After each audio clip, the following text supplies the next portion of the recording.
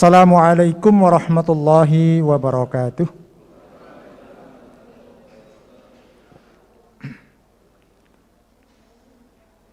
Alhamdulillahi rabbil alamin. Wabihi nasta'inu ala umurid dunya waddin. Wassalatu wassalamu ala ashrafil anbiya'i wal mursalin. Wa ala alihi wa ashabihi ajma'in, amma ba'd. Yang kami hormati Bapak Rektor beserta jajaran pimpinan di Universitas Muhammadiyah Purworejo. Demikian juga Bapak Ibu dosen, Bapak Ibu tenaga kependidikan serta jamaah kajian tafsir Universitas Muhammadiyah Purworejo yang dimuliakan Allah Subhanahu wa taala. Alhamdulillah pada kesempatan siang hari ini kita bisa berkumpul di dalam majelis ilmu dalam kondisi sehat walafiat, dan semoga untuk hari-hari ke depan kita senantiasa diberikan kesehatan oleh Allah Subhanahu wa taala. Amin ya rabbal alamin, diberikan kemudahan dalam segala urusan dan dilancarkan semua hal yang kita hajatkan. Amin ya rabbal alamin. Ibu bapak yang dirahmati Allah, untuk siang hari ini kita akan melanjutkan, karena pada Jumat bulan kemarin kita sudah bertemu dan kita memulai kajian tafsir, dan dalam hal ini kita memulai dengan tafsir At-Tanwir. Tafsir At-Tanwir itu tafsir yang diterbitkan oleh pimpinan Pusat Muhammadiyah.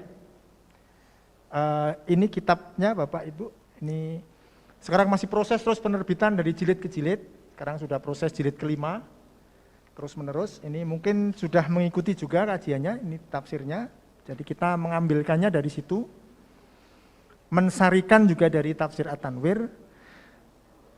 Jumat bulan kemarin kita memulai dari ayat pertama surah Al-Fatihah tentang Al-Quran sebagai rahmah, sebagai rahmat Allah Subhanahu wa taala. Nah, pada hari ini kita masuk ke ayat kedua. Ya, alhamdulillahirabbil alamin, ya, di surah ayat kedua di surah Al-Fatihah, alhamdulillahirabbil alamin.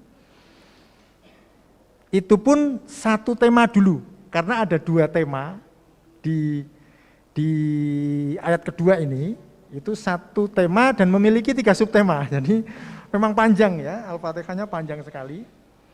Kita akan memulai dari situ pelan-pelan, ya, kita pahami apa isinya dan bagaimana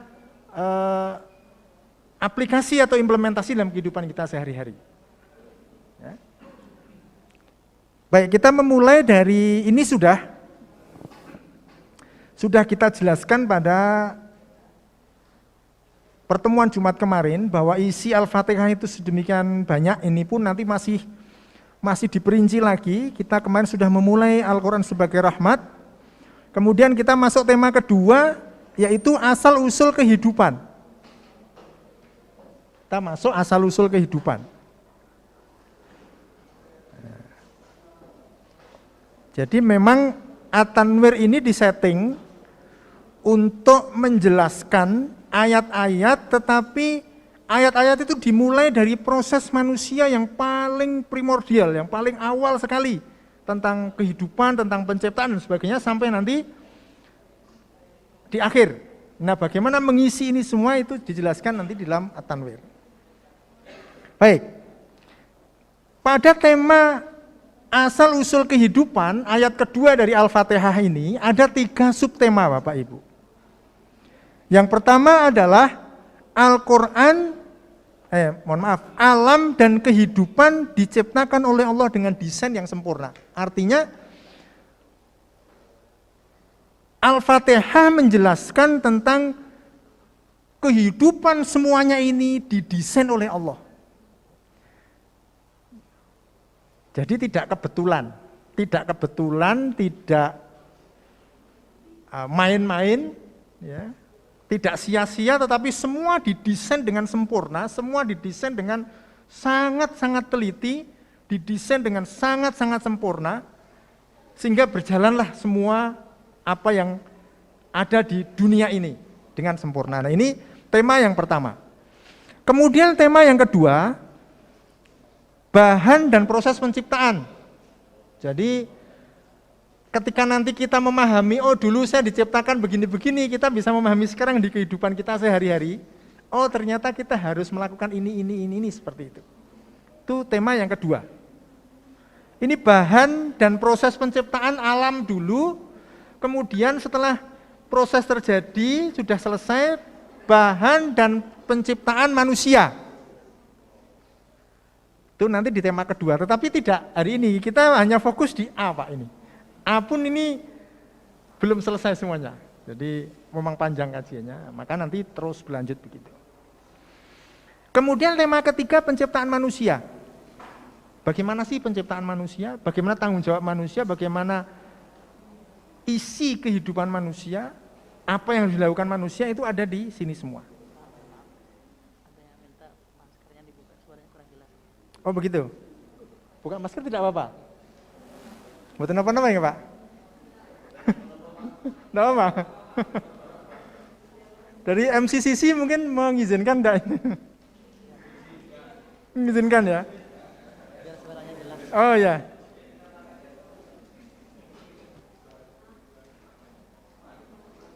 Kalau diizinkan ya boleh kita buka gitu.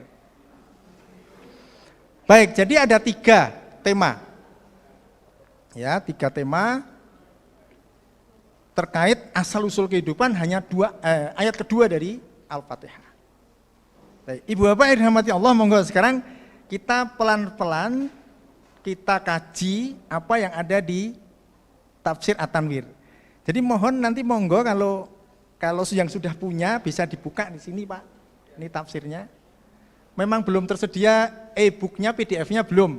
Karena dari SM memang tidak menyediakan e-book gitu ya.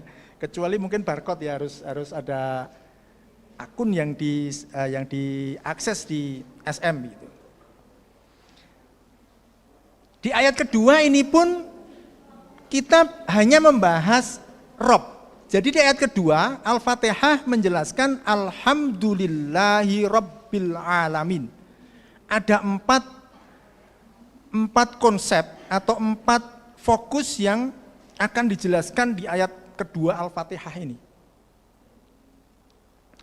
Nanti Alhamdulillah ini terakhir, setelah kita melihat betapa sempurnanya ciptaan Allah itu, baru layak pujian itu hanya diberikan kepada Allah. Puja-puji, sanjungan itu hanya layak diberikan kepada Allah. Alhamdulillah. Itu pun nanti dibedakan dengan asyukru. Alhamdulillah dibedakan dengan asyukru. Itu nanti ya Kak, agak panjang ya. Kemudian Allah sendiri, itu nanti menyatu dengan Rob. Kemudian kata Rob, kemudian Al-Alamin.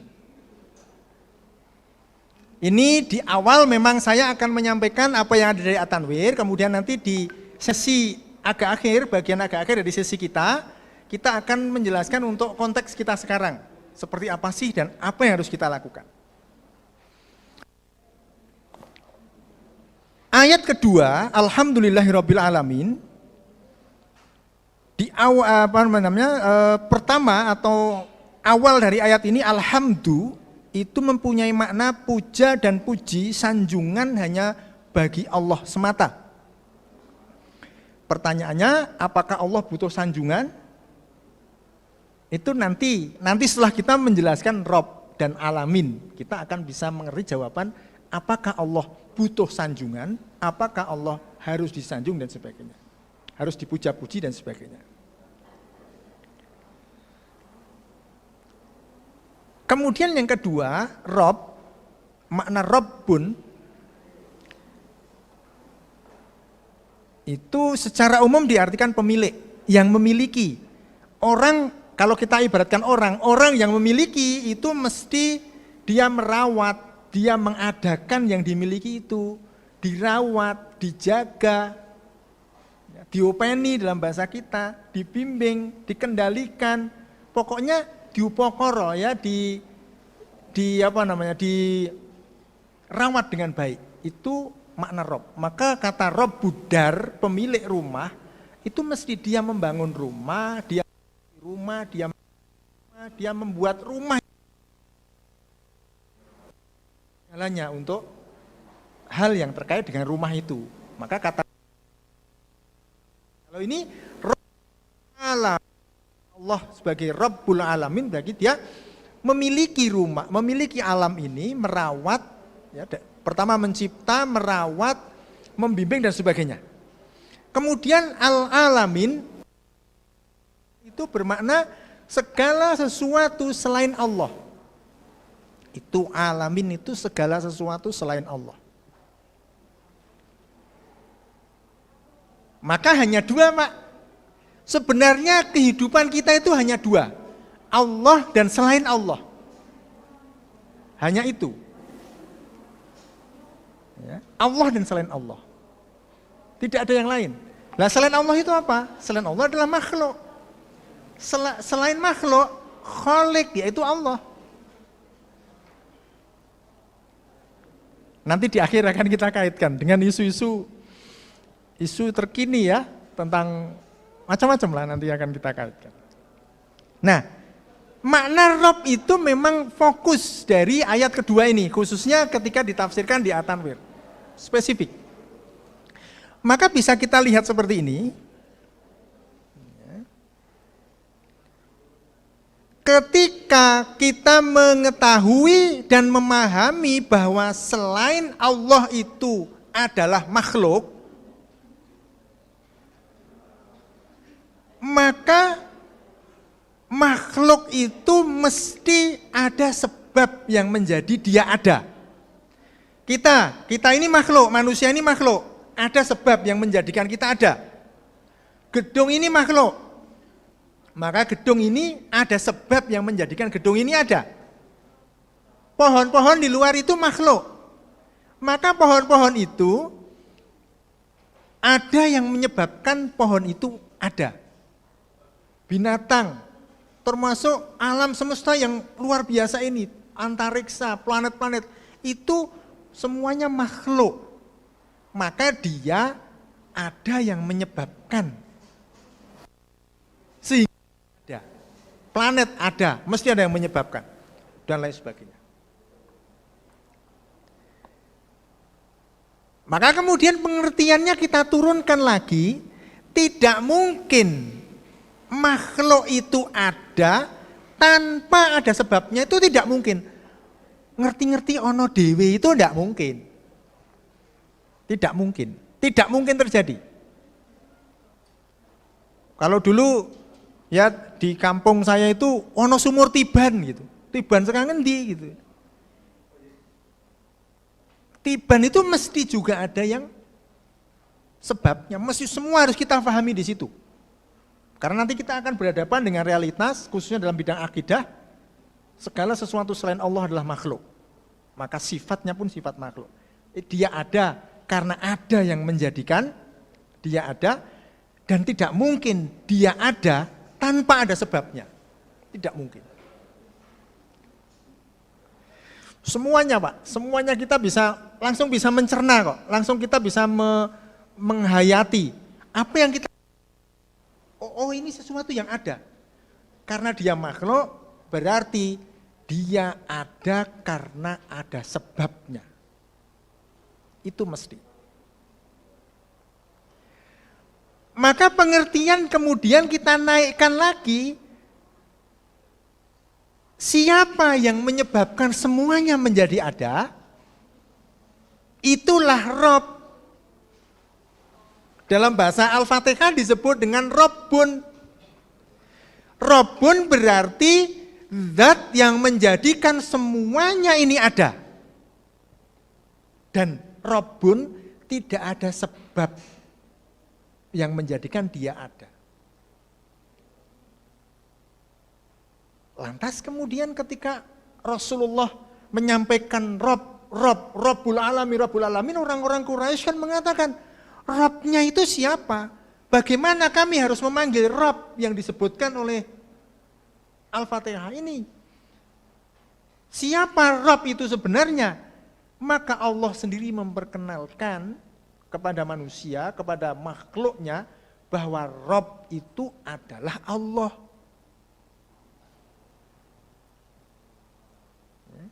Rob itu adalah Allah. Maka dalam akidah kita tidak ada Rob selain Allah. Bahasa sederhananya, tidak ada yang menyebabkan semuanya ini ada kecuali Allah.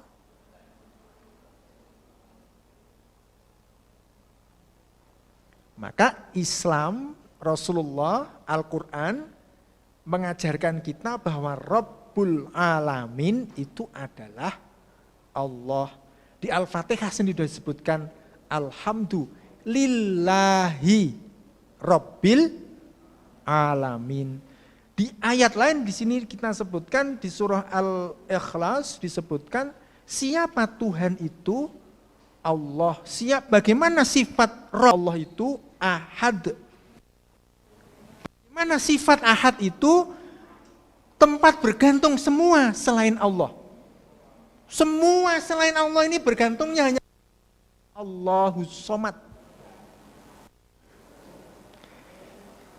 Bagaimana sifat zat Allah ya, zat Rabb yang namanya Allah itu sifatnya bagaimana? Kalau semuanya bergantung kepadanya, lam yalid walam yulad, tidak dilahirkan dan juga tidak, atau bahasa kita tidak beranak dan tidak diperanakkan. Berarti tidak ada yang menyebabkan Allah itu ada, itu enggak ada dengan sendirinya.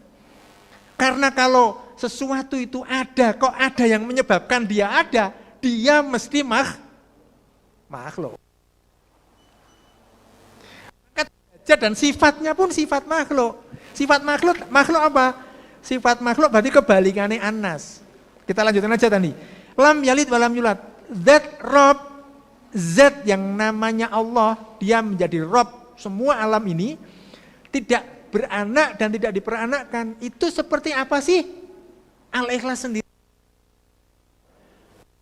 Lam yakullahu kufuwan ahad, tidak ada satupun di seantero jagat raya ini yang serupa dengan Allah. Bahkan di ayat lain, ya nanti Ibnu Arabi di kitab Al-Futuhatul Makkiyah itu disebutkan laisa kamitslihi syai'un, itu kalau kita terjemahkan tidak ada yang serupa dengan Allah atau tidak ada yang semisal dengan Allah. Kalau Ibnu Arabi tidak begitu menerjemahkan atau menafsirkan ayat itu. Tetapi ada dua permisalan. Tidak ada sesuatu yang seperti yang semisal Allah. Karena ada dua istilah yang menunjukkan permisalan. Ka itu seperti, misli juga seperti. Contohnya gini, misalnya siapa ya? Saya misalnya gitu. Tidak ada yang menyerupai, yang serupa dengan Ustadi. Jadi serupa dengan yang menyerupai aja tidak mungkin, apalagi langsung serupa dengan, kalau dalam konteks ayat itu Allah. Itu Ibnu Arabi berarti apa? Al-Quran, khususnya Al-Fatihah ini ketika menjelaskan kata Rob, itu betul-betul mengajak kita untuk menjadikan Allah itu satu-satunya Rob yang tidak tergantikan sama sekali. Mutlak. Itu nanti kita Pak. Dalam melihat fenomena yang ada di masyarakat akan terlihat. Fenomena itu akan muncul dan memahami hubungan antara makhluk dan. Nah, ketika kita memaknai seperti itu, kita akan membayangkan satu nilai, ya, nilai ketauhidan yang betul-betul tulus, ketauhidan yang betul-betul tegak, bahwa makna Rob itu sudah menunjukkan bahwa tidak ada zat yang menciptakan, mengayomi, memberi rizki, mengurus semuanya, ini tidak ada. Bahkan Al-Quran sampai menantang orang-orang kafir Quraisy. Kalau ada di dunia ini Tuhan selain Allah, mesti La fasadata, rusak semuanya ini aturannya. Jangankan dunia. Sekolahan aja misalnya ada 2 kepala sekolah itu udah ada keputusannya. Yang siji pengen offline, siji pengen online gitu kan. Wah, itu sudah putuskan. Kumpulkan wali gitu juga nanti beda-beda keputusan. Itu baru skup kecil sekolahan. Level sekolahan kecil lah di kampung misalnya. Lebih-lebih ngurus dunia ini. Kalau aturannya itu ada Tuhan selain Allah, maka tidak akan mungkin. Ini baru Rob, baru Rob. Dalam akidah nanti ada rububiyah, ada uluhiyah. Ini baru Rob. Dan ternyata nanti kita di belakang penjelasannya itu tidak ada yang menyangkal bahwa Rabbul Alamin itu Allah. Termasuk nanti Fir'aun, orang-orang kafir Quraisy itu nggak bisa menyangkal. Logika mereka tidak bisa menyangkal bahwa Rabb itu Allah, nggak bisa menyangkal.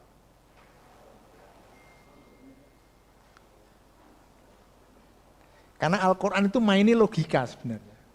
Logika sederhana sebenarnya. Bapak Ibu yang dirahmati Allah, ini pemaknaan dari Rabb fase yang kedua. Sekarang kita memahami Rabb dengan fase yang ketiga. Tadi sudah kita jelaskan bahwa di dunia ini atau kehidupan semesta ini itu hanya 2. Hanya 2 keberadaan. Pertama, keberadaan Allah sebagai Khalik dan keberadaan alam semesta sebagai makhluk. Allah lah Rabbul Alamin di sini. Bapak Ibu, kita membayangkan alam semesta itu bukan planet, langit, matahari, bintang-bintang itu bukan itu, tetapi itu bagian dari alam semesta. Karena ada alam lain di samping kita, alam barzakh, alam arwah. Maka di sini yang ungu ini adalah konsep ruang makhluk, yang di dalam ruang makhluk itu ada alam-alam yang lain. Dan kita berada di sini. Kita berada di sini. Kita lihat langit itu kita cuma di alam ini, kita di alam manusia ya, alam kehidupan dunia di sini. Di samping di sini ada alam yang lain, ada alam arwah, ada alam barzah, ada alam malakut dan sebagainya. Dan kita nggak bisa menjangkau ke sana. Yang terdekat dengan kita itu alam barzah. Itu saja kita nggak bisa menjangkau alam barzah. Yang sudah di barzah itu tidak bisa kembali meskipun mereka yang di barzah itu pengen kembali ke dunia. Ya pengen amal soleh lagi gitu ya. Nanti di surah Al-Baqarah 165, 167 dijelaskan.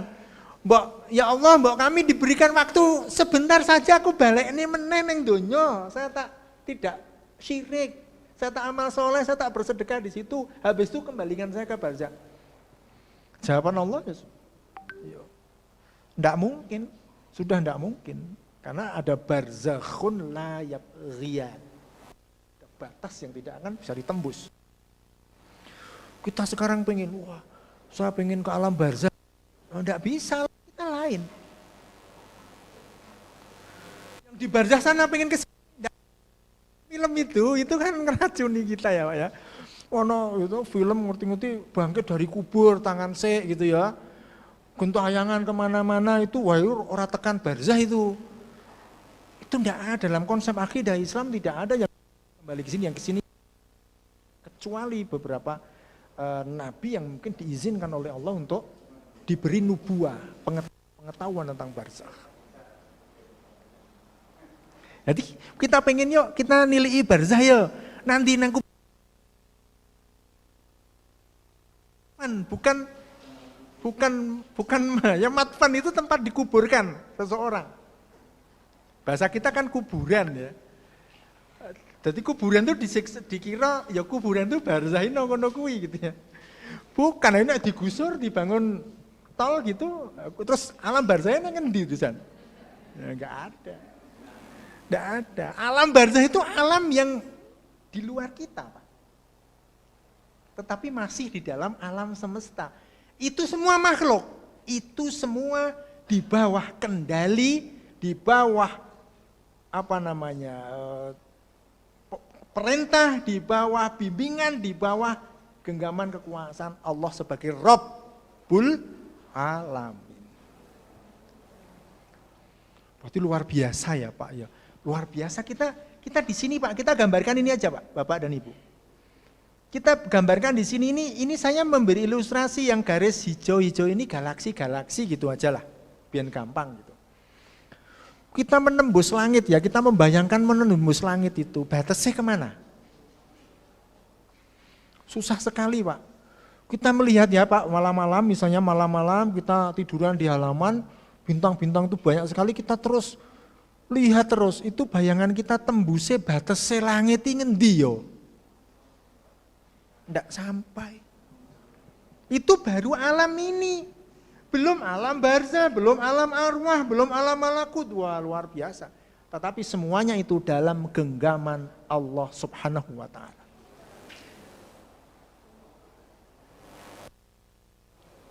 Oleh karena itu saya tekankan, saya garis bawahi, kita menekan sekali lagi, makna Rabb itu mempunyai pengertian bahwa di dunia ini hanya ada dua keberadaan, yaitu Allah sebagai Khalik, pencipta, dan alam semesta termasuk manusia di dalamnya sini sebagai makhluk ciptaan.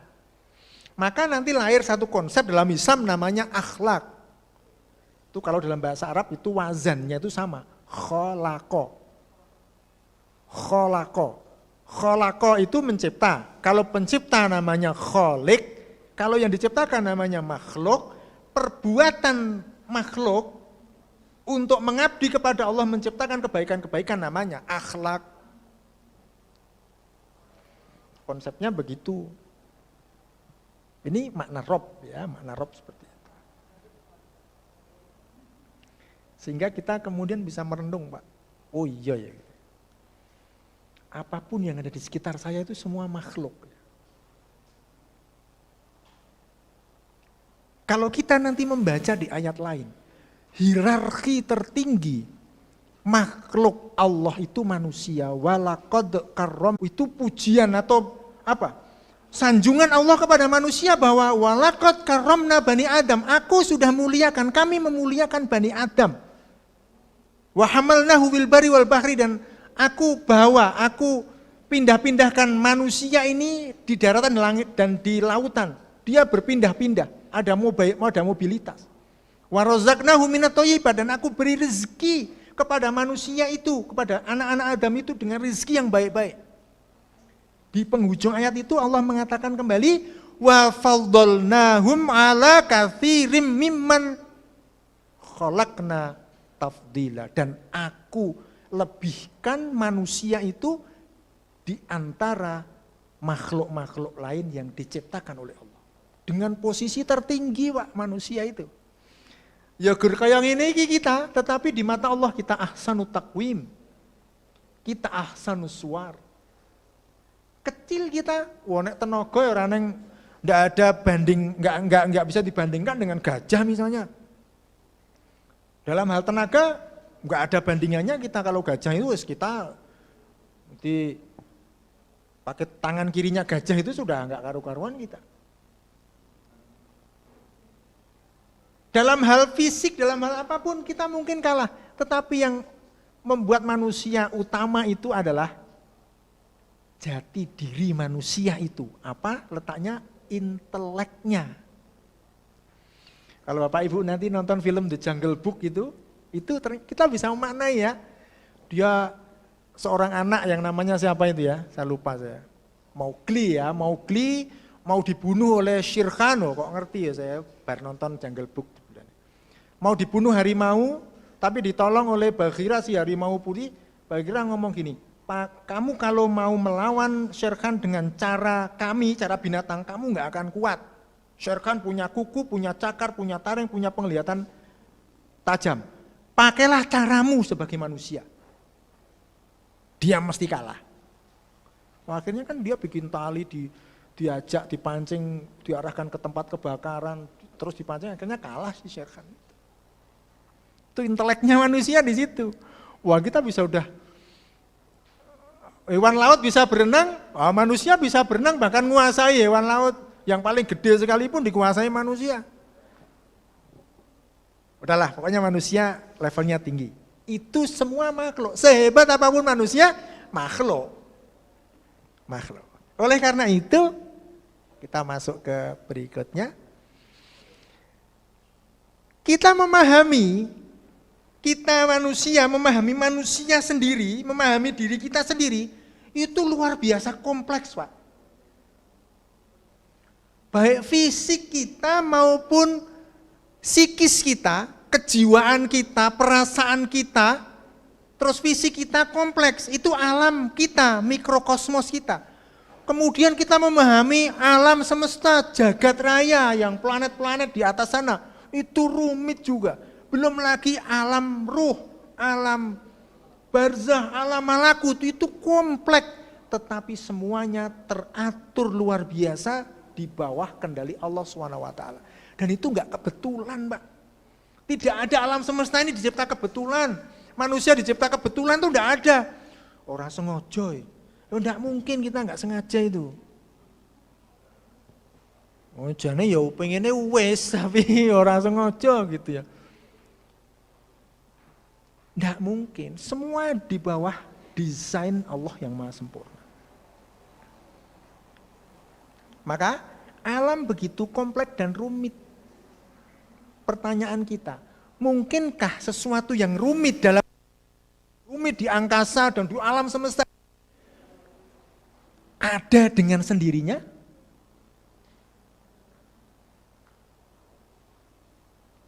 Kinten-kinten kira-kira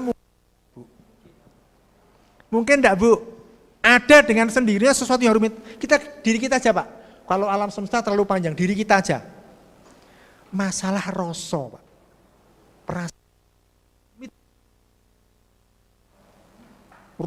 Perasaan itu rumit. Kita memahami perasaan orang itu, ya nek ngono tenan, wong nyatane enggak. Susah. Nangis. Ekspresi rasa itu nangis, keluar air mata.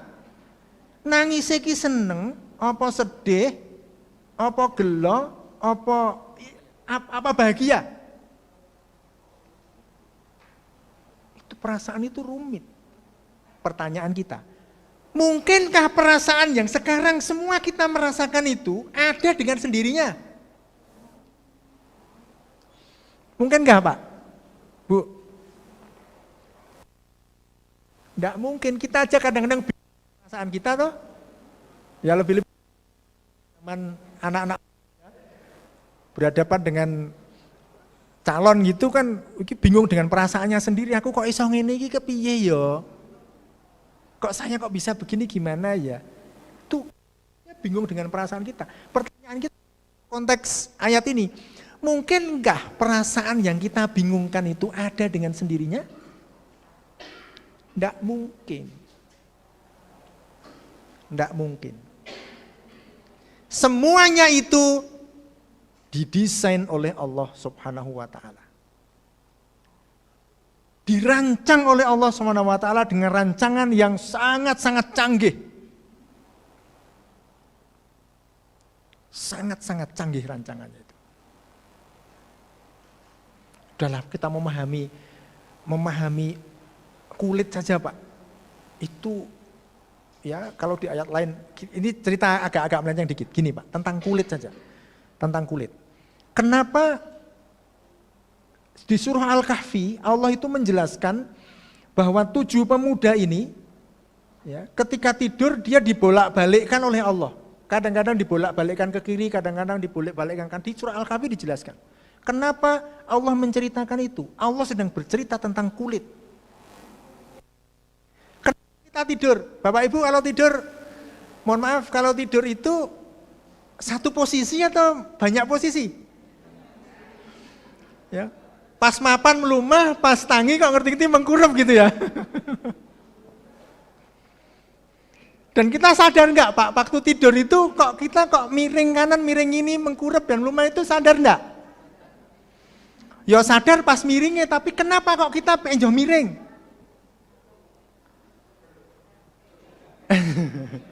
Tapi begini Pak, itu cerita tentang kulit. Ini dari unsur kulit aja, begini. Kita tidur, mohon maaf ini bayangan, ini kita gambarkan ini kita. Kita tidur, pertama mapan bahasa Jawa ya, bahasa Jawa. Memulai tidur, itu kita terlentang. Ketika kita terlentang melebihi sekian waktu, pasokan oksigen dan nutrisi ke kulit di sini yang tertindih berat badan kita akan berkurang. Maka sensor-sensor yang sudah didesain Allah di kulit kita akan memerintah ke otak, miring ke kiri. Apa kita menghendaki miring? Aku kok tak miring ini ya sekian jam. Kita pernah mendesain gitu? Membuat schedule kalau mau tidur itu, jam semene aku miring kiwa, semene miring kanan, kita membuat itu? Enggak pernah, karena yang memiringkan dan memiringkan ke kanan dan memiringkan ke kiri itu Allah. Di surah Al-Kahfi dijelaskan. 7 pemuda itu dibolak-balikkan oleh Allah. Karena sedang bicara kulit. Ketika dia miring ke kiri, ini kepala ya, berarti ke kanan ya, ini ke kanan, ini kepala. Kulit yang ada di badan kanan ini untuk sekian waktu nutrisi dan oksigennya akan tertindih, terhimpit. Dia akan membutuhkan oksigen dan tidak mungkin kita akan posisi kayak gitu terus. Sinyal-sinyal yang sudah ditanamkan Allah di kulit kita memerintah otak tanpa kita bangun, otomatis kita kemudian miring ke kanan genti, ke kiri genti. Terus begitu sampai adzan subuh, nek tangi adzan ya. Nek krungu gitu ya. Nek krungu ya, nek krungu.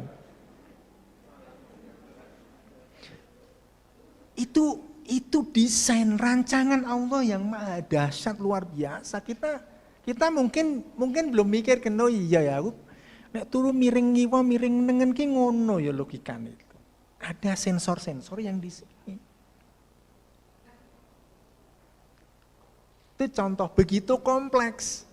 Dan itu tidak asal-asalan Pak. Allah tidak menciptakan itu asal-asalan. Allah sudah mendesain sebelum kita ada. Nanti gini gampangannya, nanti manusia itu akan tidur, ketika tidur itu akan peristiwanya terjadi begini, maka saya Allah ya akan mendesain penciptaan manusia itu seperti ini, sudah komplit sistem ditanamkan di sini, itu sudah luar biasa kompleksnya. Kita bisa melakukan multitasking Pak ya, sambil ngajar, ada musik, kita ngomong, tapi kaki kita sempat mengikuti musik gini ya, tapi sambil ngomong. Bisa kita multitasking, sambil mikir ngomah, sambil mikir apa, kita bisa. Itu desain Allah yang luar biasa. Itu kita. Yang lain misalnya makhluk-makhluk lain. Kucing itu apa ngerti kalau dia memiliki mata yang bisa mantul ke cahaya, apa ngerti dia seperti itu? Apa kucing tahu kalau warnanya itu belang, putih, kaliko atau apa dia sadar kalau dia warnanya belang? Studi tentang kucing nggak ngerti, nggak tahu Pak, ngerti nih kucing ya dia kucing, dia melakukan naluri sebagai kucing.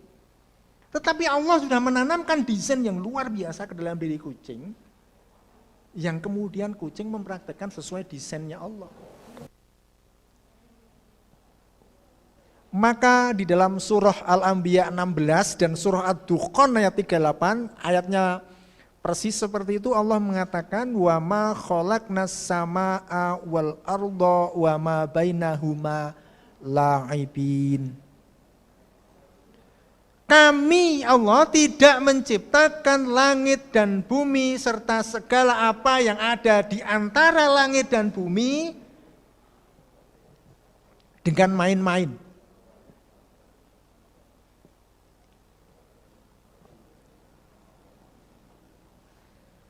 Dengan main-main enggak mungkin. Di ayat 17-nya Allah pun kemudian melanjutkan lau aradna an natakhidha lahwal latakhadnahu min ladunna in kunna fa'ilin. Jika seandainya Allah mengatakan jika aku seandainya menjadikan sesuatu itu permainan, aku bisa. Tetapi aku, kata Allah, tidak menghendaki demikian. Misalnya membuat main-main gitu ya, gaya manusia biasa, baru engko dikapake meneh, Allah bisa. Gaya bumi misalnya, wah bumi rapate apik di diusek-usek meneh gitu ya, gaya anyar meneh. Allah bisa ini di surah Al-Anbiya 17 itu jelas Allah lau aradna. Kalau aku menginginkan melakukan, menciptakan semua sesuatu ini main-main itu bisa. Tetapi aku tidak menghendaki demikian.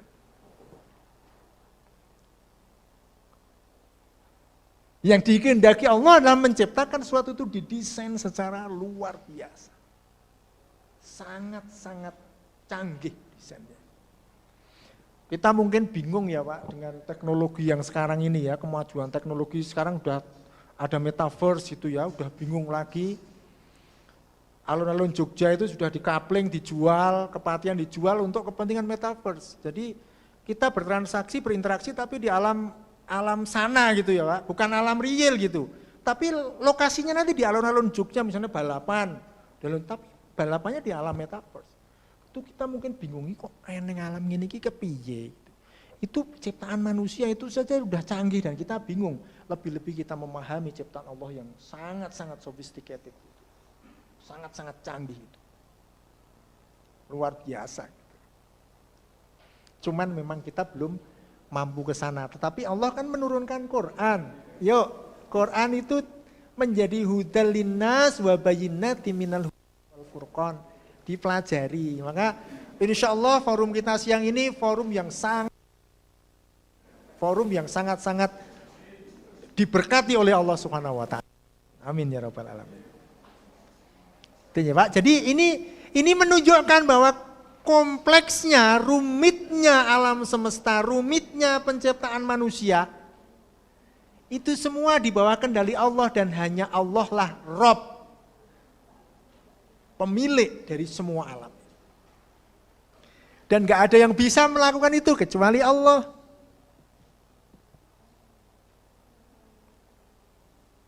Bapak Ibu yang dirahmati Allah, kita lanjut lagi. Nanti mungkin biar banyak diskusi kalau memang ada yang diskusikan. Makna Rabb, itu tadi sudah saya singgung. Bisa saja Allah, ya makna Rabb itu kan pemilik. Karena memiliki Allah bisa saja tidak menciptakan apa-apa. Ya. Ketika dulu Allah, ya, qiyamuhu binafsih. Allah itu ada. Allah berkehendak. Aku enggak usah nyiptake apa-apa wae lah. Allah bisa.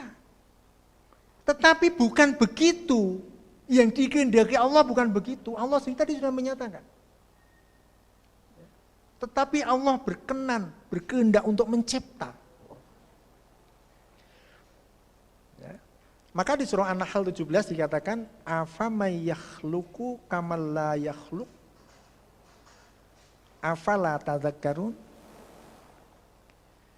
Apakah zat yang dapat menciptakan sesuatu sama dengan zat yang tidak dapat menciptakan?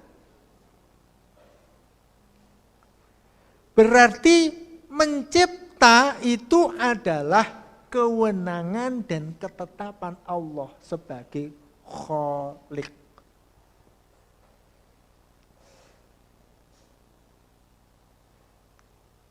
Dari sini nanti kita bisa memaknai perjalanan hidup kita, Pak. Kita bisa memaknai perjalanan hidup kita. Karena kita akan pindah dari alam ke alam. Dan itu desain Allah begitu. Aku nggak mau aku nanti ke barzah. Lah sumu barzah gitu ya. Lah pertanyaannya, lah nek nggak ke barzah harus mau kemana? Ya nggak tahu gitu ya. Itu di surah Al-Jumu'ah itu kan disinggung ya, orang-orang Yahudi itu kan pengen hidup 1000 tahun. Qul ya ayyuhalladzina hadu in za'amtum annakum awliya'u lillahi min dunin nas fatamannawul mauta in kuntum shadiqin. Orang-orang Yahudi itu kan rumangsa duwe swarga. Jadi surga itu miliknya dia, rumangsa duwe dunia ini miliknya dia, maka disebutkan Eretz Israel. Eretz Israel. Dunia ini miliknya dia, surga miliknya dia, Tuhan ini miliknya dia kabeh. pengen dia hidup terus, ditantang oleh Al-Quran. Qul ya ayyuhalladzina hadu in za'amtum annakum awliya'u min dunillahi fatamannawul mauta in kuntum shadiqin. Jika memang kamu bener-bener duwe swarga, njaluk mati saiki. Ndak bisa. Karena itu desain Allah begitu, ciptaan Allah begitu. Kemudian yang kedua, tentang penciptaan ini, maka fungsi dari semua makhluk yang diciptakan Allah, semua yang ada di sekitar kita, termasuk kita sebagai makhluk, fungsinya itu apa? Fungsi terhadap Allah itu apa? Fungsi terhadap Allah adalah persaksian. Persaksian bahwa Allah itu zat yang mutlak, Allah itu zat yang kuasa, Allah itu zat yang tidak tertandingi siapapun.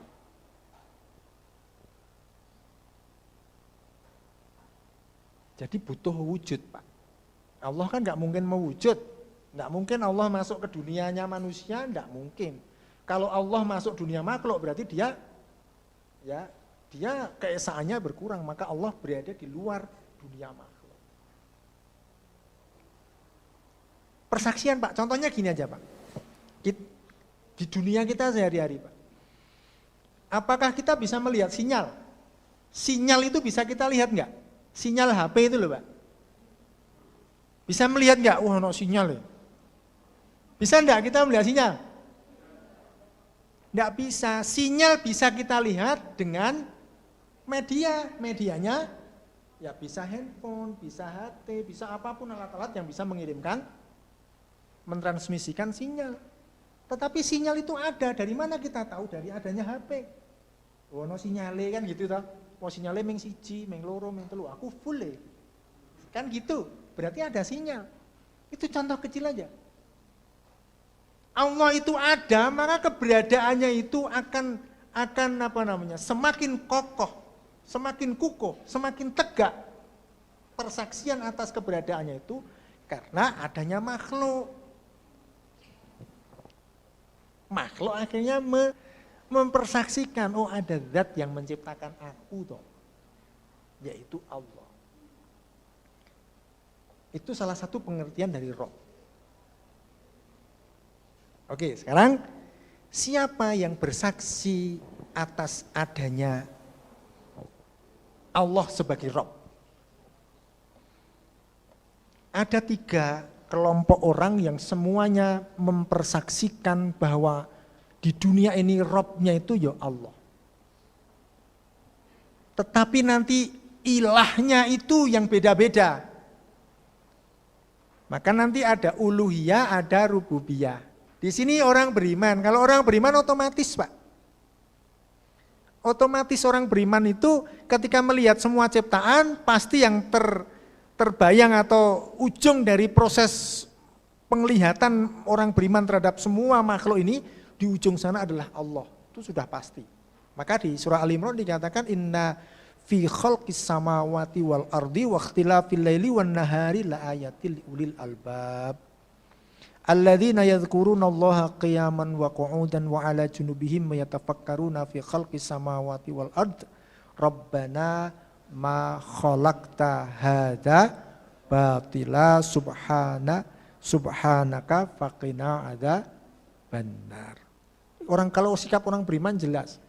Melihat pohon, melihat hewan, melihat alam semesta, melihat sungai, melihat gunung, melihat awan, melihat angin, menyaksikan apapun, itu semua adalah sinyal-sinyal, itu tanda-tanda, media-media, sinyal adanya Allah yang menciptakan itu semuanya. Kalau orang beriman jelas.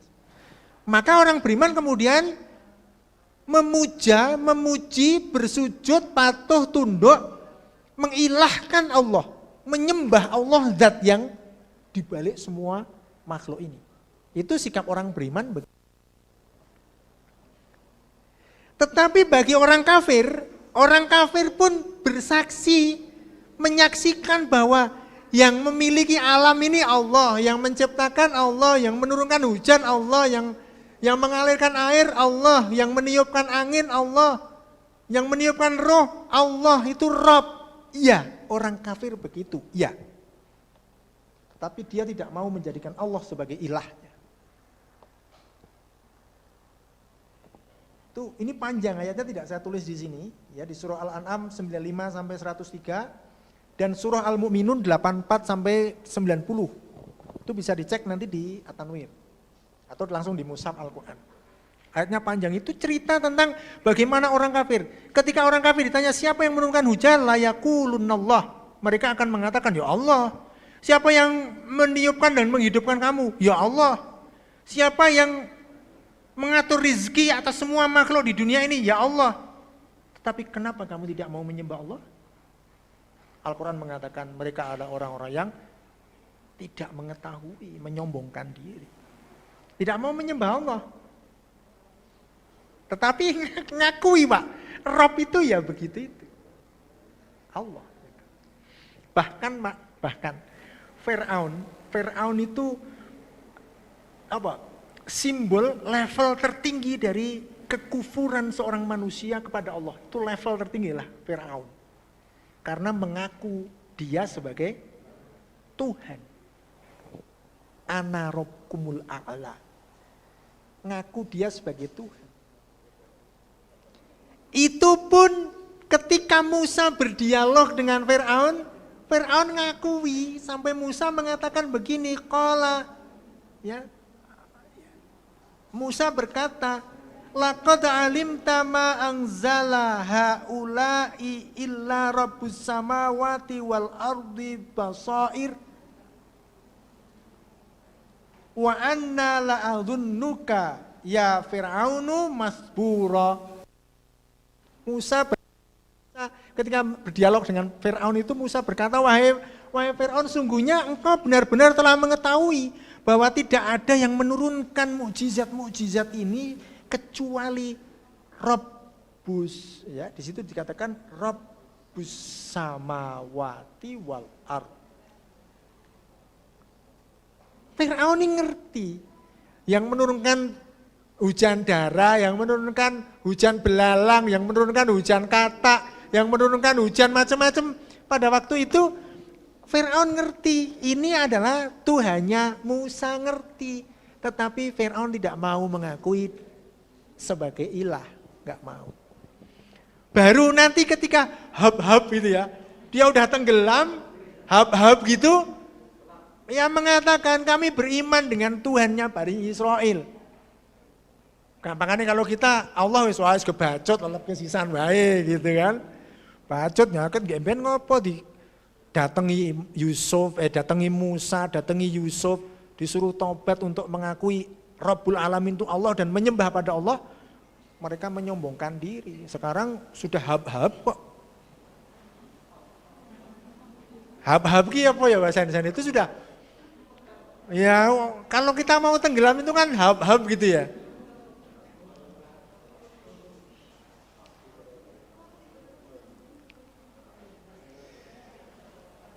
Bapak Ibu yang dirahmati Allah, inilah penjelasan makna Rob itu mempertegas bahwa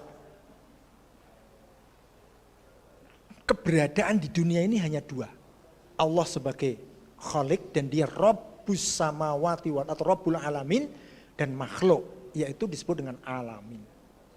Oleh karena itu nanti kayak gini ya, kalau di dalam ilmu tauhid nanti ada pembagian seperti itu. Ada rububiyah, ada uluhiyah, ada mulkiyah, asma wa sifat. Itu nanti mungkin tema lain di tafsir ini ada juga nanti tema lain. Atau mungkin di jilid 2, 3, atau 4 nanti kalau kita kaji terus itu akan ketemu. Nah sekarang kita akan coba Pak kita diskusi ya fenomena terbaru ya. Fenomena terbaru ya Pak. Itu ada Ruben Onsu, ada Buru Ben Onsu gitu ya. Ada Ivan Gunawan, ada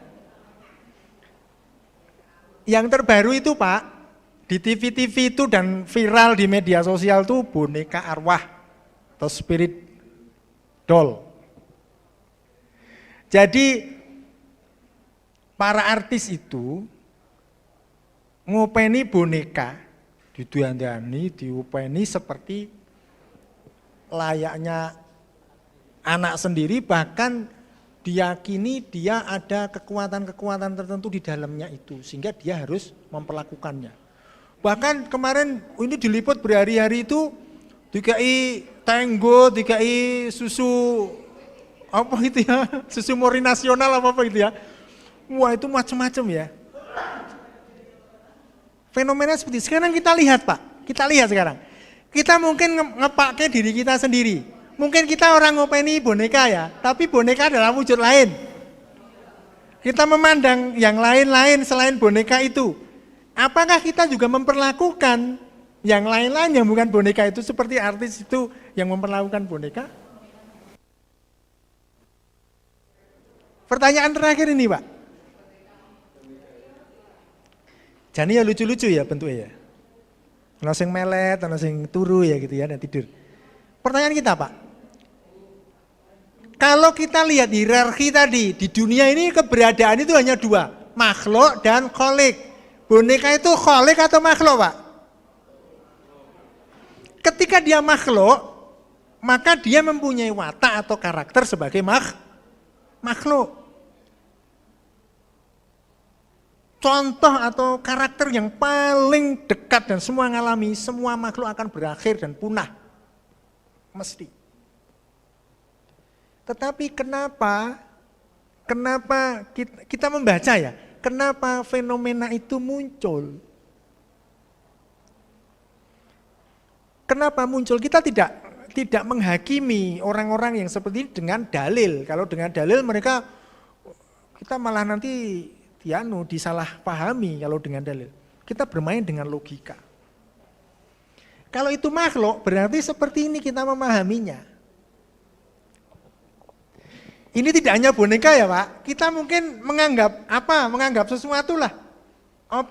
Apapun yang kita anggap misalnya ya, tapi naudzubillah semoga insya Allah kita tidak terjebak. Tapi mungkin kita menyaksikan orang yang anggap bukan boneka, mungkin apa? Pohon, atau pojokan desa, atau belik, atau tadi saya katakan sumur tiban, atau apa itu, oh ini ono kekuatan nih tertentu. Itu nanti di dalam bahasa kita sehari-hari namanya fetish, fetishism.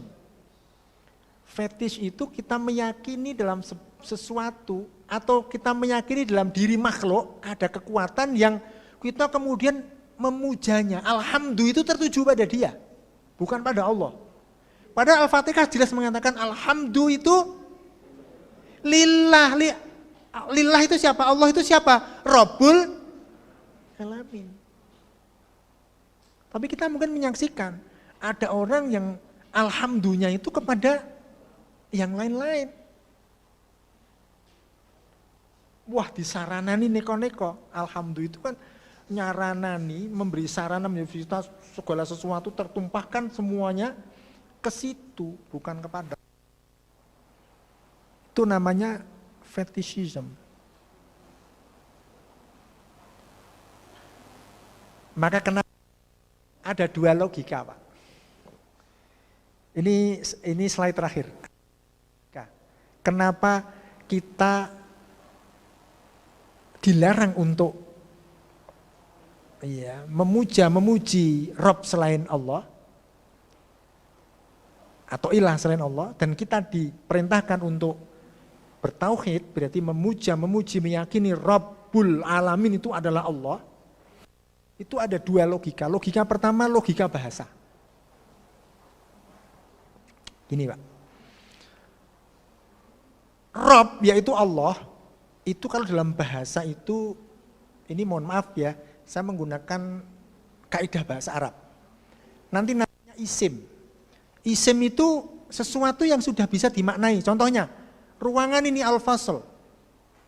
Al-fasl atau al-qa'ah gitu ya, atau al-masjid. Al-jami'ah itu artinya kampus, itu isim. Isim itu kita sudah paham. Ketika kita ngomong kampus, oh paham. Kampus UM Purworejo, paham. Kampus itu kata namanya isim. Ruangan atau kelas kita paham. Masjid kita paham, oh masjid itu begitu. Itu namanya isim. Nanti selain isim dalam bahasa Arab itu ada huruf atau harf. Huruf atau harf itu dalam bahasa Indonesia seperti di, ke, di atas, dari, itu kalau dalam bahasa Arab nanti namanya harf atau huruf. Kata-kata di, dari, ke, di atas itu tidak ada maknanya apa-apa kecuali dia melekat kepada isim. Kita ngomong, saya ngomong Pak tiba-tiba, Pak di, paham betul Pak? Anda paling di apa gitu. Nah kalau kata di itu melekat, kita langsung bisa memahami, oh di masjid, apa yang di masjid ya? Beduk, mihrab, kita bisa menyebutkan. Berarti kata di itu baru mempunyai arti kalau dia melekat dalam bahasa Arab. Fil masjid, ketika saya ibu masjid, langsung terbayang makna, oh masjid. Kelas, langsung terbayang makna kelas. Itu logika bahasa. Yang saya katakan di melekat ke isim ini adalah ketauhidan. Makhluk itu tidak ada maknanya. Semua ini nggak ada maknanya Pak kita ini tanpa kita melekat kepada Allah.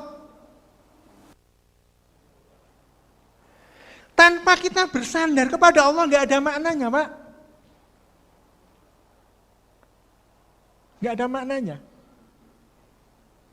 Sama kalau seseorang melakukan syirik, dia merangkai kata itu di dengan ke dengan dari, di ke dari. Maknanya apa Pak? Saya ngomong bu, di dari. Enggak paham. Kayak ngomong apa kok di dari, ngomong apa karena jelas gitu kan. Itu sama dengan orang melakukan syirik. Syirik itu berarti menumpahkan, ya, menumpahkan alhamdulillah itu kepada selain Allah, kepada makhluk. Selain Allah tadi makhluk ya Pak ya. Berarti menumpahkan alhamdulillah itu kepada makhluk. Orang melakukan syirik itu sama dengan orang menyusun kalimat di, ke, dari. Semuanya huruf. Tidak ada artinya sama sekali. Syirik itu tidak ada artinya sama sekali. Amalannya nggak ada artinya, outputnya nggak ada artinya, outcome-nya pada dirinya nggak ada artinya. Tadi sudah saya singgung, di surah Al-Baqarah 167 dikatakan besok di akhirat itu, atau di barzah itu, orang-orang yang melakukan syirik itu minta tolong kepada yang disyiriki. Kepada yang bukan syiriki, tapi dijadikan tumpuan harapannya. Tetapi zat atau yang disyirik itu melepaskan diri. Aku koyo melu sakarmu dhewe, aku urusanku dhewe gitu. Itu kalau dari ya. Nanti dibuka Al-Baqarah 165 167. Semua zat yang dijadikan tumpuan alhamdulillah manusia itu kepada zat-zat makhluk-makhluk itu besok di alam barzah dan akhirat dari kita. Urusan dewe, urusanmu dewe karo Gusti Allah.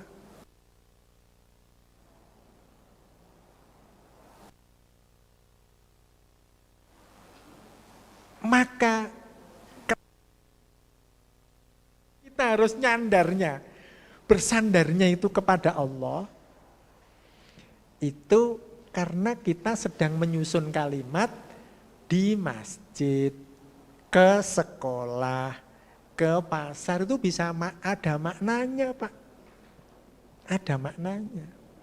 Tapi kalau enggak ada maknanya, dari, di atas enggak ada maknanya sama sekali. Itu dari logika bahasa.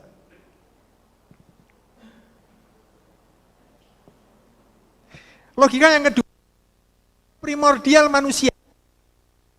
Begini Pak, hierarki makhluk tertinggi adalah manusia. Jadi semua makhluk ini yang tertinggi hierarkinya manusia.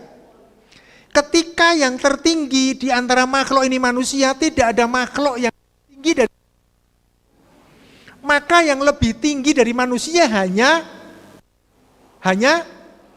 Allah.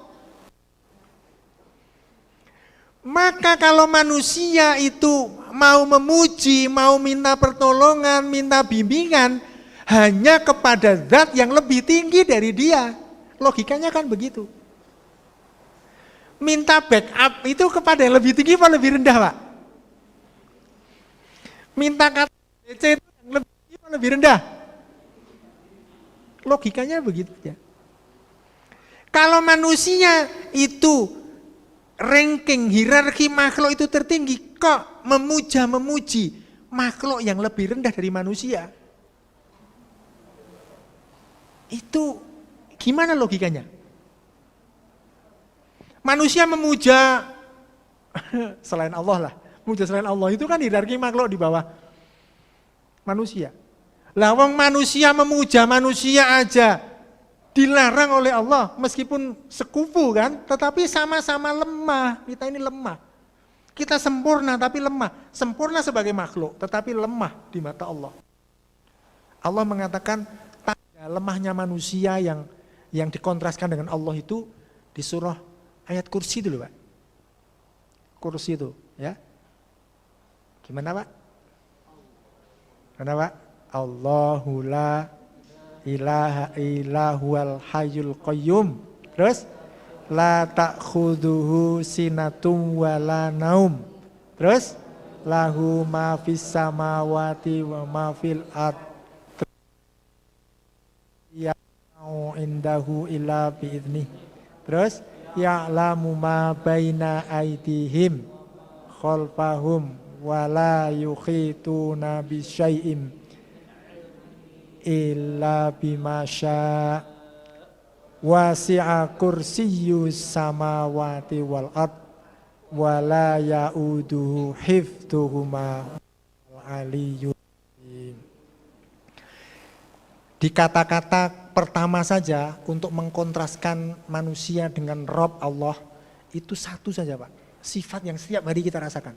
Allah itu la ta'khudhu sinatu wala naum. Allah tidak ngantuk dan tidak tidur. Kalau manusia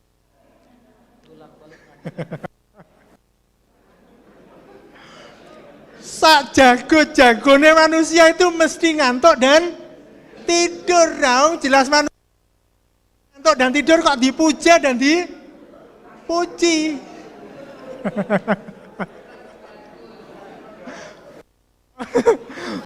Maaf ya Pak Sandi.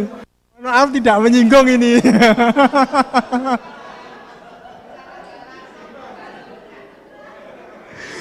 Mohon maaf.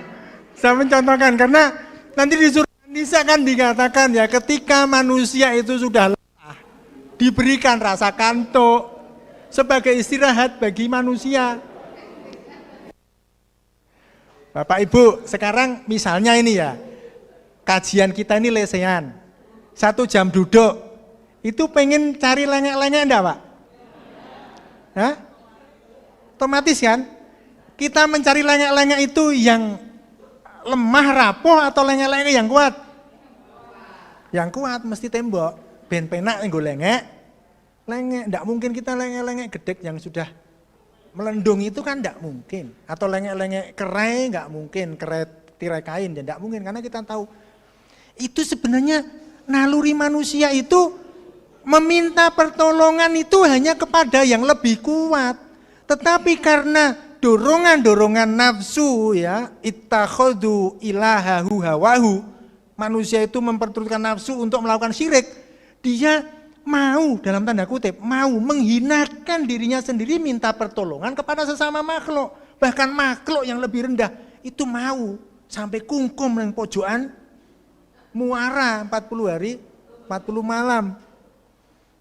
Di Gelagah itu saya sempat penelitian itu, wah kalau satu surah itu banyak kepala-kepala, Pak, itu. Bukan, Pak, di Gelagah itu pertemuan 2 sungai itu kan. Nanti kalau malam satu surah, Pak, bisa membuktikan nanti banyak kepala di situ. Kepala di atas sungai gitu ya.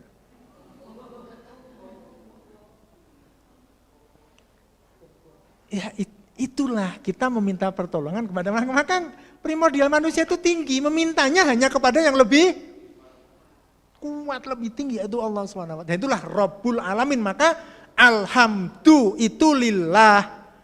Lillah itu siapa? Rabbul alamin, itulah ketauhidan kita. Maka kalau kita melihat boneka arwah itu gimana itu? Kita bisa menjawab ya Pak. Dengan pemahaman Rabbul Alamin tadi kita bisa menjawab boneka arwah itu begitu logikanya. Bisa logika bahasa, bisa logika primordial manusia.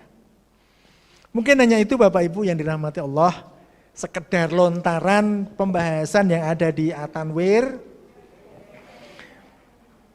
Barangkali ada hak dan benar itu semata-mata dari Allah SWT, dan apabila ada salah dan kurang itu karena kekurang pahaman dan kekurang pengetahuan saya pribadi. Oleh karena itu pada Allah lah saya memohon ampun dan memohon maghfirah dari Allah SWT, dan mohon koreksi dari Bapak Ibu barangkali ada hal-hal yang kurang tepat yang kita sampaikan dan kita diskusikan. Aku lu qauli hadza wal afu minkum. Wassalamualaikum warahmatullahi wabarakatuh.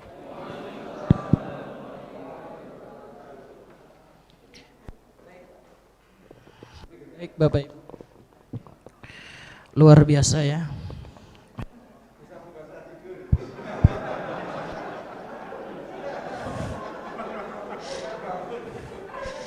Tidur itu nikmat.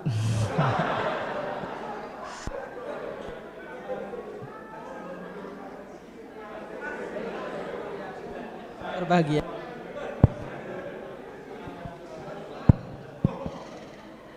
Masih ada waktu kurang lebih 10 menit ya. Silahkan Bapak Ibu yang mau bertanya.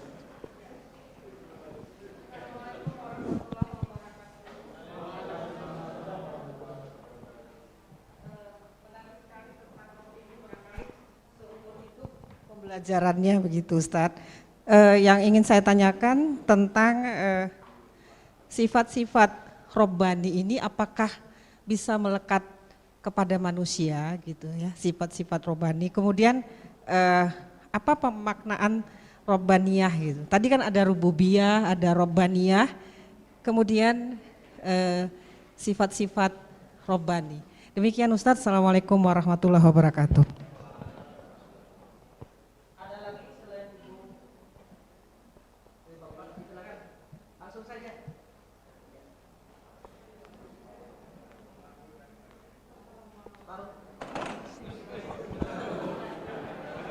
Cek. Baik, terima kasih Tatius atas kesempatannya. Mohon izin untuk bertanya. Pertanyaannya, saya menunggu satu fenomena lagi yang ingin dijelaskan, Tat. Kalau barusan dijelaskan tentang spirit dolls, nah sekarang ini kan juga lagi hot-hotnya nih pernyataan tokoh publik yang menyatakan bahwa kasihan sekali kasihan sekali Allahmu ternyata lemah dan butuh dibela dan seterusnya. Dan ini kan juga mungkin menurut saya sepemahaman sekilas ada kaitannya dengan apa yang disampaikan oleh Ustadz tadi. Sehingga mohon kami diberikan pencerahan, mungkin khususnya saya, bagaimana kita menyikapi wacana-wacana yang bisa jadi kita bisa tergelincir dengan pernyataan-pernyataan tokoh nasional. Kemudian mungkin hanya sebagai wacana saja bahwa terkait dengan spirit dolls ini memang sudah memprihatinkan, bahkan sudah sangat mudah sekali kita akses, sudah tersedia di e-commerce, di marketplace dan lain sebagainya, dan itu tentunya dapat membahayakan akidah umat barangkali. Bapak, mungkin untuk perhatian kita semuanya. Terima kasih Ustadz Yus atas kesempatannya. Assalamualaikum warahmatullahi wabarakatuh. Baik, terima kasih. Cukup 2 saja ya sebelum asar. Pertanyaan dari Ibu sama Faruk. Kepada Bapak kami persilakan.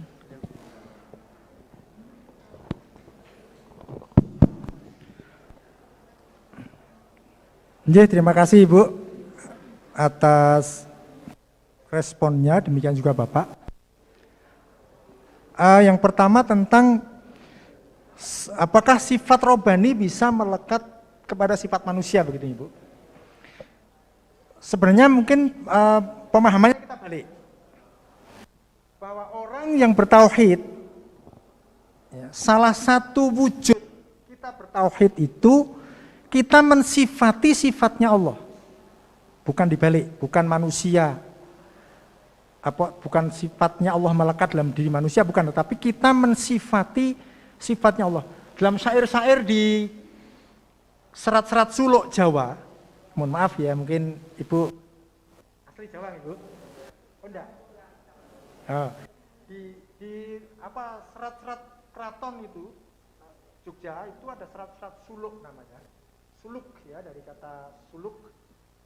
Itu dalam beberapa syair dikatakan sifat-sifating manungso itu ngiribi sifating Gusti. Ngiribi itu mensifati sifatnya Allah. Misal, kita meyakini bahwa Rabbul Alamin itu Allah. Allah mempunyai sifat Maha Pengampun, Al-Ghafur. Allah Maha Pengampun. Kita mensifati sifat pengampunnya Allah, berarti kita pemaaf. Kita berarti mensifati sifat Allah, yaitu pemaaf. Ya. Allah Al-Latif, Allah Maha Lemah Lembut. Kita sebagai orang yang bertauhid, karena Rabb kita Maha Lemah Lembut, Allah, ya Rabbul Alamin, yaitu Allah itu Maha Lemah Lembut, maka sifat kita adalah lemah lembut. Begitu seterusnya. Allah mengatur, Allah Maha mengatur, Allah Maha mengorganisir. Allah Maha manajer, Allah Maha seorang manajer. Maka kita pun tangdhimul amal, kita pun mengatur, merencanakan segala sesuatu dengan baik. Itu namanya kita mensifati sifat Allah, berarti kita adalah manusia-manusia Rabbani. Manusia-manusia yang memiliki sifat Rabbani. Karena tidak mungkin Allah memiliki sifat buruk, itu tidak mungkin. Tidak mungkin. Maka kita sebagai manusia berupaya mensifati sifat-sifat mulia Allah. Kalau kita kadang-kadang ya, misalnya khilaf melakukan sesuatu yang itu menyalahi dari sifat-sifat Allah, Allah memberi keluasaan kita bertaubat. Bertaubat karena Allah Maha Rahmah. Kemarin sudah kita katakan ada buku terbit berjudul Kabar Baik bagi para pendosa. Orang berdosa nggak usah khawatir, Allah Maha Ampun. Ketika kamu mau bertobat, kamu tinggalkan apa yang kamu lakukan, dosa yang kamu lakukan, Allah Maha Pengampun. Allah akan mengampuni. Jelas Allah sendiri mengatakan begitu, Allah akan mengampuni.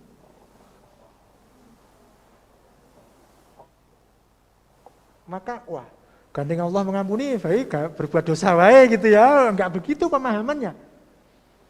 Karena hidup kita ada batasnya. Kalau kita niatkan kita berbuat dosa sing diniati, itu Allah memberikan penjelasan lagi nanti di yang lain.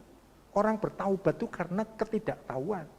Kalau wis ngerti ini perbuatan dosa syirik misalnya, ini perbuatan dosa kemaksiatan, kok diniati dosa, itu kezaliman.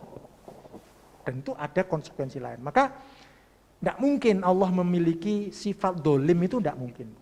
Yang dimiliki Allah adalah sifat-sifat mulia. Maka manusia yang mensifati sifat Allah, atau orang bertauhid yang mensifati sifat Allah, itulah namanya kita sebut dengan manusia-manusia Rabbani. Bahasa anak-anak kita manusia-manusia setengah dewa. Nah gitu. Bukan berarti kita menganggap Allah itu dewa, enggak. Itu istilah aja. Ya. Karena di YouTube itu skill dewa gitu ya, nyetir dengan skill dewa itu mampu menaiki tebing gitu ya. Misalnya itu hanya istilah. Jadi seperti itu Bu ya. Kemudian pemaknaan Rabbani, kita memaknai Rabbani adalah apa? Karakter yang melekat dalam Rabb itu pemilik, dia pemilik, pencipta, pengatur, penjaga. Artinya apa? Ketika seseorang itu memiliki, dia mesti akan memperlakukan sesuatu yang dimiliki itu sebaik-baiknya. Mesti. Maka nanti dalam ilmu sosial itu ada teori namanya mimikri atau mimesis. Gambaran singkatnya begini aja, gambaran sederhananya. Anak kita ya Bu, misalnya umur 3 tahun atau 5 tahun lah. cowok, anak kita cowok 5 tahun kita belikan bola. Sehari 2 hari, wah bola itu seneng indekku. Setelah 7 hari, bola itu hanya digelindingkan, dah nggak diopeni lagi, udah bosen. Tapi begitu sepupunya, berarti ponakan ibu, usianya sama cowok datang, megang bola itu, kepemilikannya muncul. Oh ini bolaku. Bola kan wis orang tuanya kan mungkin tidak bisa berpikir seperti pikiran anak. Itu kan kemarin sudah kamu biarkan, biar dipinjam, nggak bisa. Anak itu mengatakan itu milikku, meskipun saya terlantarkan. Nah dalam konteks kita bagaimana? Kita orang atau kita semua yang memiliki sesuatu itu mesti akan memperlakukan dengan baik. Meskipun pada saat tertentu kita misalnya tidak terlalu perhatian, karena kita manusia ya, tidak terlalu perhatian, tapi pada saatnya nanti kepemilikan itu akan muncul kembali. Sama dengan kita, manusia robbani itu akan merawat, memperlakukan sesuatu dengan baik, apapun yang ada di sekitar kita, apapun pergaulan kita, kehidupan sosial kita, kepemilikan kita akan semuanya dirawat dengan baik. Karena itu sifatnya Allah, sifat Rob itu begitu, dia pemilik, dia merawat, dia mengorganisir, dia merencanakan, dia membimbing, dia membina sebaik-baiknya apa yang diciptakan. Itu generasi robbani. Kemudian terakhir, belum terakhir ya, pertanyaan kedua tentang pernyataan seorang tokoh ya, itu tokoh X partai X gitu ya, X partai X gitu, ya partai Demokrat. Ya, Allahmu lemah, itu bukan Allah kalau bahasa mereka ya Allahmu. Kasihan Allahmu lemah, tetapi Allahku kuat, maka nggak perlu dibela. Kata-katanya begitu. Ini dari sisi bahasa sudah rancu. Sudah rancu Pak. Dari sisi bahasa. Yang dimaksud Allahmu di sini, ini nama atau Tuhan? Itu memang kalau diperdebatkan itu sudah habis duluan itu Pak sebenarnya. Tapi karena ini memicu ada unsur lain, yaitu unsur nyinyir ya, unsur apa istilahnya bahasa kita sehari-hari, pelecehan terhadap umat Islam. Sudah itu ditujukan umat Islam karena kan membela Allah, menjadi sahabat Allah, menjadi gitu kan ya, itu dikatakan seperti itu. Nah bagaimana kita mensikapi? Di surah Ali Imran 159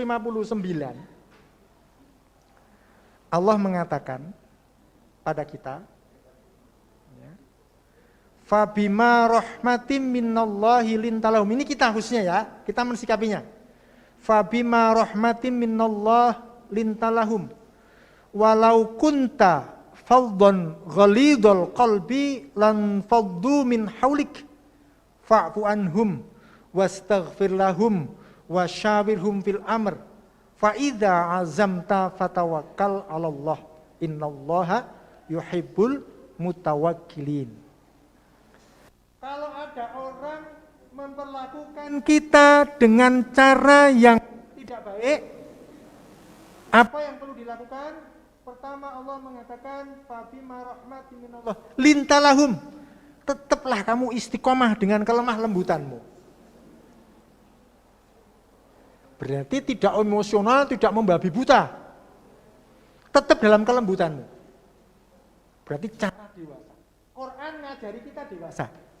Berarti kalau Quran ngajari kita dewasa, umat Islam itu yang bersikap seperti Quran berarti umat Islam yang dewasa.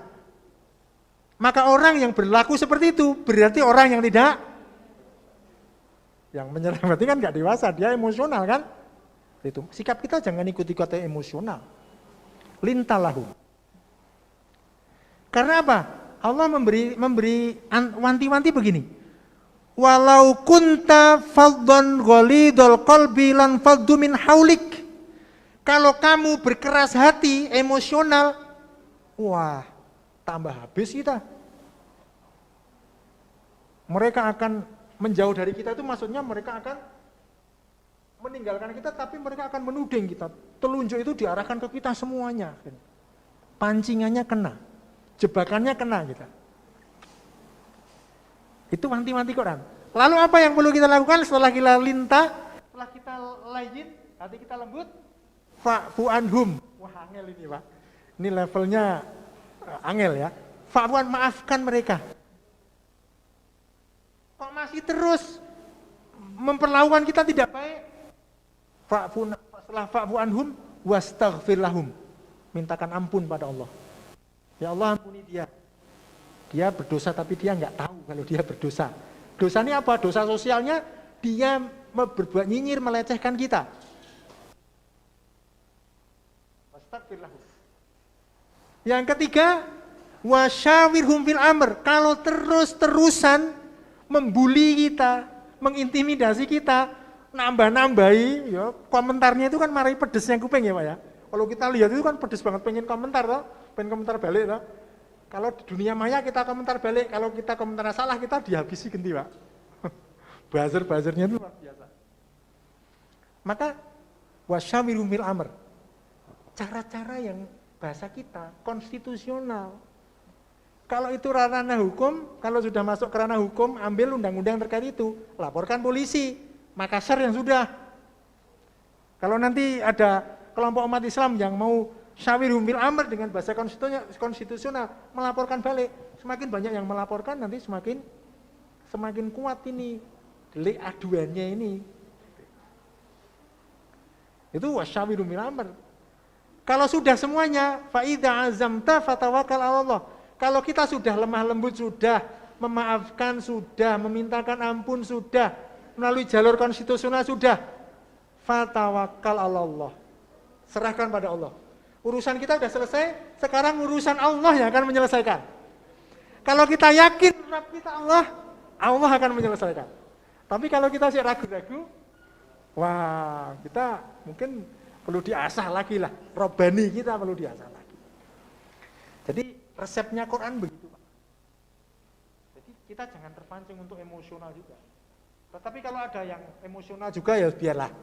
Tuh teman-teman kita yang punya semangat yang luar biasa, biar. Tapi kita seperti itu. Saya kira itu Pak jawaban kami. Terima kasih, saya kembalikan kepada Bapak moderator.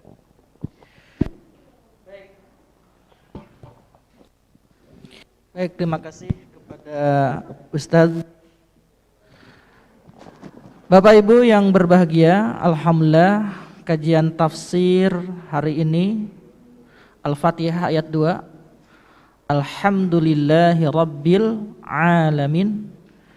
Sudah sama-sama kita kaji bersama, mudah-mudahan dengan kajian kalimat Alhamdulillahi Rabbil Alamin semakin mantap, semakin paham dan diimplementasikan dalam kehidupan sehari-hari. Tauhid kita semakin kuat dan kita semakin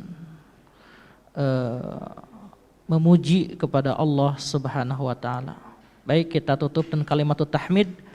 Alhamdulillahi Rabbil Alamin. Subhanakallahumma wa bihamdika asyhadu an la ilaha illa anta astaghfiruka wa atubu ilaik.